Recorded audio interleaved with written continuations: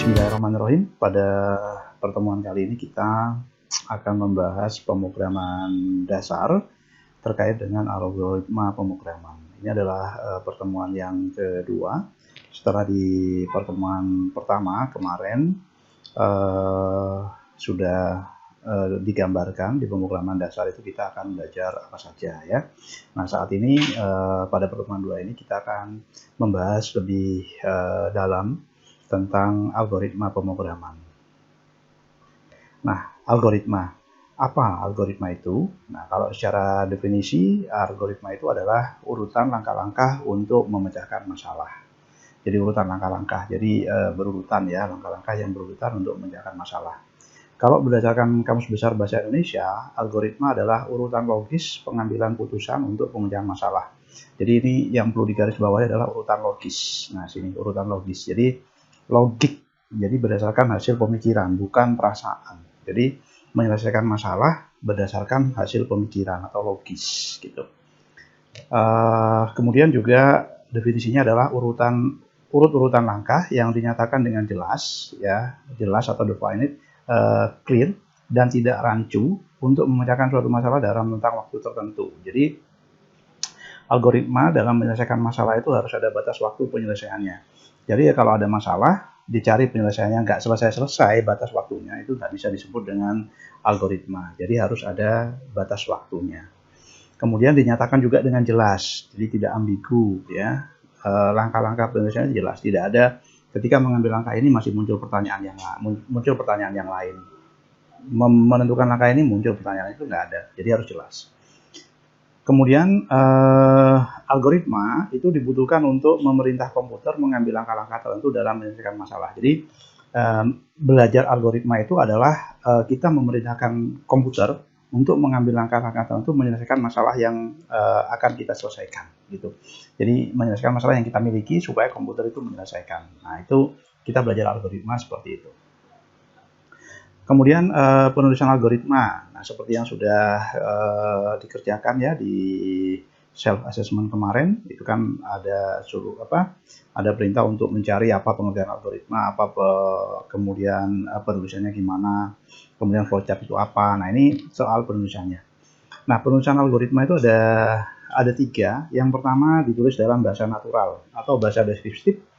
Bahasa deskriptif itu bahasa kita sehari-hari, bisa menggunakan bahasa Indonesia, bisa menggunakan bahasa Inggris, bisa menggunakan bahasa manusia lainnya. Contoh, sukanya menggunakan bahasa Arab, ya selesaikan algoritma masalah itu dengan algoritma menggunakan bahasa Arab. Misalkan sukanya bahasa Jawa, ya selesaikan langkah-langkah penyelesaian masalah dengan algoritma dengan menggunakan bahasa Jawa. Ya, cuman kelemahannya kalau menggunakan bahasa natural itu masih sering membingungkan atau ambigus, ya. Kemudian yang kedua menggunakan flowchart atau diagram alir. Nah, ini bagus secara visual, akan tetapi repot kalau algoritmanya panjang. Jadi kalau ada masalah yang dia harus penyelesaiannya itu agak panjang, nah menggambarkan diagram alirnya ini agak susah, itu kelemahannya kalau dengan flowchart. Kemudian yang ketiga menggunakan pseudocode. Ya, pseudocode itu sudah dalam bentuk bahasa pemrograman. Jadi kita nanti juga akan belajar pemrograman ya. Jadi meski sudah mendekati bahasa manusia, bahasa pemrograman itu masih sulit dimengerti oleh orang yang tidak mengerti pemrograman. Karena itu kita nanti di pemrograman dasar ini juga akan belajar bahasa pemrograman, yaitu yang akan kita pelajari adalah Python. Ya. Nah, ini ada contoh sebuah masalah. Ini masalah ini ya. Ini contoh masalah. Buat sebuah algoritma untuk mengetahui apakah sebuah bilangan bulat tentunya, yang dimasukkan atau dipilih adalah bilangan genap. Jadi kita punya masalah. Jadi kalau kita memilih angka 8 misalkan atau bilangan 8, nah bilangan 8 itu termasuk bilangan genap atau bilangan negatif atau bilangan ganjil gitu ya. Misal kita masukkan angka 9 atau kita pilih angka 9. Angka 9 itu masuk kategori bilangan genap apa bilangan ganjil. Nah, seperti itu. Nah, ini sebuah masalah ini. Nah, bagaimana menyelesaikan itu? Kita kan tahunya hanya 11 itu ganjil, 12 itu genap. Nah, kita tahunya dia bilangan genap dan ganjil itu dari mana. Nah, ini yang akan kita selesaikan di contoh penyelesaian algoritma. Nah, seperti yang sudah disebutkan sebelumnya, menyelesaikan algoritma itu ada tiga langkah. Yang pertama adalah menyelesaikan algoritma dalam bahasa natural atau deskriptif bahasa kita ya, karena kita Indonesia, kita coba menyelesaikan dengan bahasa Indonesia. Yang pertama, ambil atau pilih masukkan sembarang bilangan, tentunya bilangan bulat ya. Kita ambil, kita sepakati misalkan angka yang kita ambil atau bilangan yang kita ambil adalah 12 ya, 12. Kemudian lakukan pengecekan apakah bilangan yang diambil atau dipilih dimasukkan adalah bilangan positif ya. Bilangan positif, bukan bilangan positif, ini bilangan genap ya maksudnya. Nah, ini bilangan genap. Kita ganti aja ini, kita ganti biar enggak rancu. Apakah bilangan ini bilangan genap atau ganjil? Nah, seperti ini. Masih ada satu lagi. Apabila hasilnya genap, maka munculkan pesan bilangan genap. Apabila bukan, munculkan pesan bilangan ganjil. Nah, seperti ini ya. Oke, kita ulang lagi. Nah, ini ambil atau pilih masukkan sembarang bilangan bulat. Kita coba pilih 12, angka 12 ya.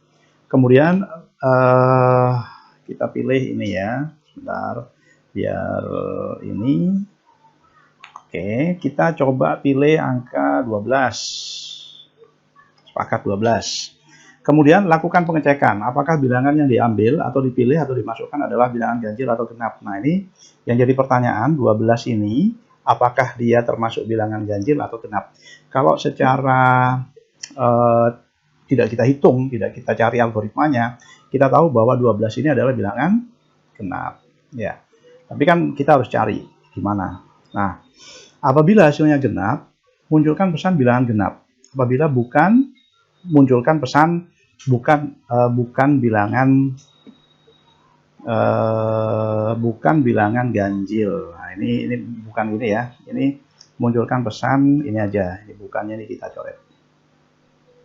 Nah, jadi kalau dua angka yang dimasukkan 12 ini bilangan, nanti ketemu bilangan genap, maka munculkan pesan bilangan genap. Kalau yang dimasukkan ini ternyata 12 itu bilangan ganjil, munculkan pesan bilangan ganjil. Nah, seperti itu ya. Nah, ini adalah penyelesaian algoritma secara deskriptif. Nah, ketemu hasilnya. Kemudian langkah yang kedua, itu kan tadi penyelesaian secara bahasa manusia atau deskriptif. Kemudian penyelesaian yang kedua adalah dengan menggunakan flowchart. Ya. Nah, kalau flowchart seperti ini, ya, dimulai dari ini adalah simbol mulai ya. Jadi kalau ada seperti kapsul seperti ini, nah ini simbolnya adalah simbol mulai. Nah, simbol seperti ini itu juga menggambarkan selesai. Jadi selesai. Nah, selesai dan mulai itu simbolnya seperti ini. Nih, kita lihat di sini ya. Nah, ini. Oke. Kemudian setelah mulai, ini ada tanda panah. Tanda panah ini berarti alur. Nah, alur ya, atau garis alur. Ya, garis alur. Nah, arusnya garis alur. Nah, kemudian setelah mulai masukkan sembarang angka. Jadi sembarang angka tadi kita ambil contohnya 12 tadi ya. Jadi kita masukkan 12. Nah, simbol input. Jadi membuat flowchart itu tidak sembarangan ya. Jadi kalau ini tadi adalah mulai, kalau seperti ini apa? Jajaran kenjang ya. Nah, ini kalau simbol seperti ini itu adalah simbol input.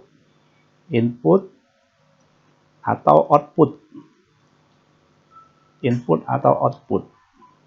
Nah, ini. Jadi input atau output. Jadi kalau seperti ini adalah input. Nah, ini output. Nah, bilangan positif, bilangan ini salah ya. Ini bukan positif, bilangan genap. Nah, yang ini bilangan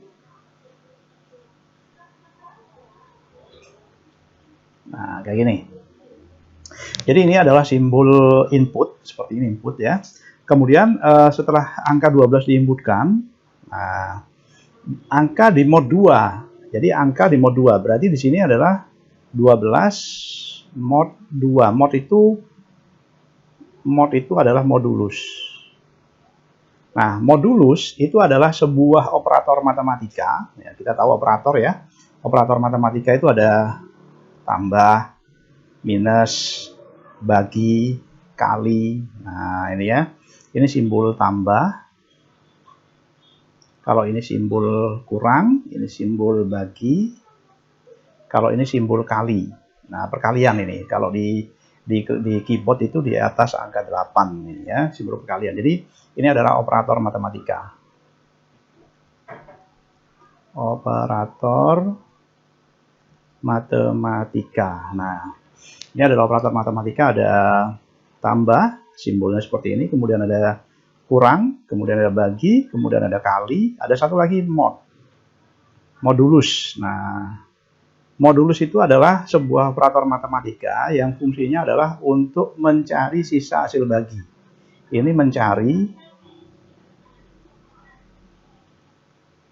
sisa hasil bagi. Jadi ini kebalikannya dari bagi ya, kebalikannya dari bagi.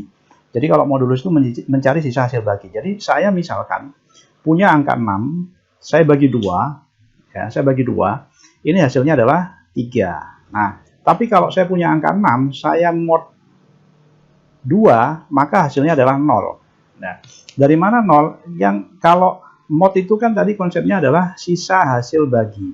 Nah, saya 6 mod 2, kan ketemu 3, sisanya berapa? Sisanya adalah 0. Gitu ya. Jadi kalau 6 dibagi 2 itu 3, kalau 6 mod 2 itu 0, karena yang ditulis adalah sisa hasil baginya. Nah, saya ambil contoh lagi, misalkan angka 12. Saya bagi 2, itu ketemu dengan 6. Kalau 12 saya mod 2, itu ketemu 0. Ya. Jadi di sini 12 dibagi 2 ketemu 6. Kalau 12 mod 2, 12 mod 2, itu kan ketemunya 6. Ya, sisanya berapa? Sisanya adalah 0. Nah, kalau saya punya angka contoh 9 mod 4. Nah, seperti ini, berapa hasilnya? Hasilnya adalah 1. Ya, dari mana? Dari 4, 9 mod 2 terdekat. 4 dikalikan berapa terdekat hasilnya ke 9, itu kan 8. Maka sisanya adalah 1. Seperti ini ya, di sini 1. Nah, itu kalau mod ya. Mod itu mencari sisa hasil bagi. Nah, simbol ini, simbol segi 4 ini. Nah, simbol segi 4 itu kalau di flowchart artinya proses. Ya, ini proses. Jadi proses itu simbolnya seperti ini. Jadi kita sudah punya 3 simbol ya yang harus diketahui. Yang pertama adalah ini, simbol ini, kapsul ini. Kapsul ini adalah simbol mulai atau selesai, atau start dan finish, mulai, selesai ini. Ya. Kemudian yang kedua ini bentuknya jajaran genjang ini ya. Jadi segi 4 yang dimiringkan apa ini ya. Oke. Ini adalah input dan output. Nah, ini output ini. Nah, input dan output. Kemudian yang ketiga adalah ini proses. Segi 4 ini adalah proses. Nah, proses. Ini ya. Nah, kenapa kok angka mod 2 ini dimasukkan dalam proses? Iya, karena di sini adalah memproses setiap angka yang dimasukkan. Dalam contoh ini 12 itu diproses di sini. Prosesnya apa? Prosesnya adalah di mod 2. Gitu. Ini hasilnya apa? Hasilnya apa? Pasti 0 ya. 12 dibagi mod 2 pasti hasilnya 0. Nah, ini jika, nah muncul lagi sini ya, muncul lagi simbol seperti bintang ini ya. Ini adalah simbol percabangan, simbol percabangan atau kondisi. Nah, jika kondisinya itu 0, nah angka mod 2, nah tadi kasusnya kan 12. Jika angka mod 2, jika 12 mod 2 sama dengan 0, nah sama dengan 0 enggak nih hasilnya 12 mod 2? Iya. Kalau iya ini yang dijalankan. Ini simbolnya iya. Nah, maka outputnya adalah bilangan genap. Ya. Jika 12 ternyata hasilnya tidak sama dengan 0, ya tidak sama 0, yang dijalankan ini tidak. Maka hasilnya adalah ganjil. Jadi, angka yang dimasukkan di sini, yang diproses di sini, kalau hasilnya tidak sama dengan 0, maka yang dijalankan adalah yang ini. Kalau hasilnya 0, yang dijalankan yang ini. Contoh sekarang, saya masukkan di sini saya masukkan angka 15. Nah, kemudian diproses di sini. Berarti ini 15 mod 2. Nah, dicek di sini, apakah 15 mod 2 sama dengan 0? Nah, 15 mod 2 berapa hasilnya? Hasilnya adalah 1. Berarti kalau 1, dia kan tidak 0, maka larinya ke tidak. Nah, ke tidak di sini, maka nanti yang akan ditampilkan adalah ini teks bilangan ganjil. Nah, Nah, seperti itu. Setelah muncul ini, programnya selesai. Nah, itu di ini ya, di yang kedua, di apa? Penyelesaian secara algoritma. Penyelesaian secara algoritma flowchart. Kemudian yang ketiga, penyelesaiannya adalah dengan algoritma dengan pseudocode atau dengan bahasa pemrograman. Kalau dengan bahasa pemrograman nanti kita akan membuat dengan bahasa pemrograman ini. Nah, kita akan menggunakan ini ya, Python. Nah, Python. Langkah-langkahnya adalah kita nanti membuat sebuah variabel, ya anggaplah variabelnya adalah A. Apa itu variabel nanti kita akan jelaskan lebih detail. Nah, kita input ini, bilangan diinputkan, kita menginputkan bilangan, kemudian bilangan yang diinput itu disimpan dalam variabel A, gitu ya. Nah, selanjutnya lakukan pengecekan ini, if. Nah, lakukan pengecekan. Apakah A ketika di mode 2 itu hasilnya adalah 0? Nah, gitu. Ya. Kemudian jika ya, jika ya A mode 2 ini sama dengan 0, ini bukan boolean positif, tapi bilangan genap. Nah, jika ya, maka dia bilangan genap. Kemudian jika A di mode 2 tidak sama dengan 0, jika hasilnya tidak sama dengan 0 ya, maka hasilnya adalah bukan bilangan genap. Atau kita bisa di sini adalah kita munculkan tag bilangan ganjil. Nah, seperti itu. Ya, ini di algoritma dengan pseudocode seperti itu. Nah, bagaimana mempraktekannya di Python? Kita coba implementasikan ya. Kita coba praktekkan di Python. Kita buktikan apakah algoritma ini bisa jalan di Python. Kita coba praktekkan. Nah, ini adalah tampilan program PyCharm ya ini. Nah, cara membuatnya adalah nanti kita akan lebih jelaskan lebih detail. Kita ini dulu, saya demonstrasikan dulu. Bilangan genap ganjil. Nah, saya kasih nama ini, kemudian saya tekan enter. Nah, ini caranya adalah kita tadi membuat variabel A ya. A kita isi dengan tipenya integer, input. Nah, masukkan sembarang angka. Nah, seperti itu. Kemudian kita cek if A modulus itu, modulus kalau di Python itu diwakili oleh persen ya. Bukan ditulis mod kayak gini. Ini bukan seperti ini tapi persen. Nah, jika A di mod 2 sama dengan itu sama dengannya 2 kali, sama dengan 0. Nah, ini maka munculkan pesan di sini. Print. Nah, ini A adalah bilangan genap. Nah, ini. Jadi jika A nanti modulus 2 itu sama dengan 0 hasilnya, maka A adalah bilangan genap. Kemudian di sini saya masukkan else. Else-nya jika A nanti hasilnya bilangan bukan genap ya, bilangan ganjil. A di sini adalah bilangan ganjil. Nah, seperti ini. Nah, sudah jadi programnya, kita coba jalankan. Cara menjalankannya nanti kita bisa lewat sini ya, klik kanan, ini run bilangan genap ganjil. Nah, kita lihat di sini, ini masukkan sembarang angka. Sini kita masukkan, coba kita masukkan angka 12. Tekan enter. Nah, di sini muncul 12 adalah bilangan genap. Kita coba jalankan lagi. Nah, kita masukkan angka 10. Nah, 10 adalah bilangan genap. Coba kita masukkan lagi angka 15. Enter. Nah, 15 adalah bilangan ganjil. Nah, kurang lebih seperti ini ya. Jadi programnya penyelesaian masalah algoritma untuk mencari apakah sebuah bilangan yang diinputkan itu adalah bilangan genap atau bilangan ganjil, seperti itu. Nah, sudah bisa kita buktikan di bahasa pemrograman Python, pseudocode-nya. Nah, kemudian aspek penting dari algoritma. Yang pertama adalah harus tepat dan precise. Jadi algoritma itu harus menyatakan urutan langkah-langkahnya. Jadi langkah-langkah penyelesaian itu harus tepat, nggak boleh ada kesalahan langkah. Karena kalau ada langkah yang salah, nanti juga hasilnya juga akan salah. Kemudian definiteness atau unambiguous. Setiap langkah harus didefinisikan secara tepat, tidak boleh membingungkan. Jadi algoritma, langkah-langkah yang diambil itu harus pas, tidak boleh membingungkan, tidak boleh ambigu, tidak boleh memunculkan pertanyaan-pertanyaan tambahan terhadap langkah yang sudah diambil. Kemudian algoritma harus pasti, definite. Jika serangkaian langkah yang sama dilakukan 2 kali, maka hasilnya harus sama. Jadi kepastian dari langkah-langkah yang diambil itu, apapun langkah yang diambil pasti harus menghasilkan hasil yang sama, walaupun itu dilakukan berkali-kali, seperti itu ya. Kemudian yang terakhir adalah harus berhingga. Jadi algoritma itu harus berbatas waktu. Jadi harus ada batas waktu penyelesaian. Jadi kalau tidak ada batas waktu penyelesaian, ada masalah gitu, diselesaikan tidak selesai-selesai, itu berarti tidak masuk ke dalam aspek dari penyelesaian masalah secara algoritma.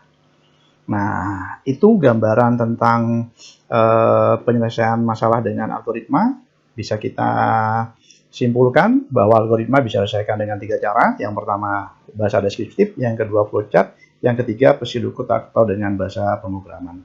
Bahasa pemrograman yang kita pakai adalah Python, dan bagaimana langkah-langkah untuk mempersiapkan komputer kita supaya siap menjalankan program Python nanti akan dibahas di video tutorial selanjutnya. Demikian untuk pertemuan kali ini. Di pertemuan kedua ini kita akan lanjut di pertemuan ketiga tentang bagaimana melakukan langkah-langkah instalasi bahasa pemrograman Python dan juga menggunakan IDE dari PyCharm untuk mengetikkan kode-kode dengan Python. Mudah-mudahan bermanfaat. Sukses selalu untuk semuanya.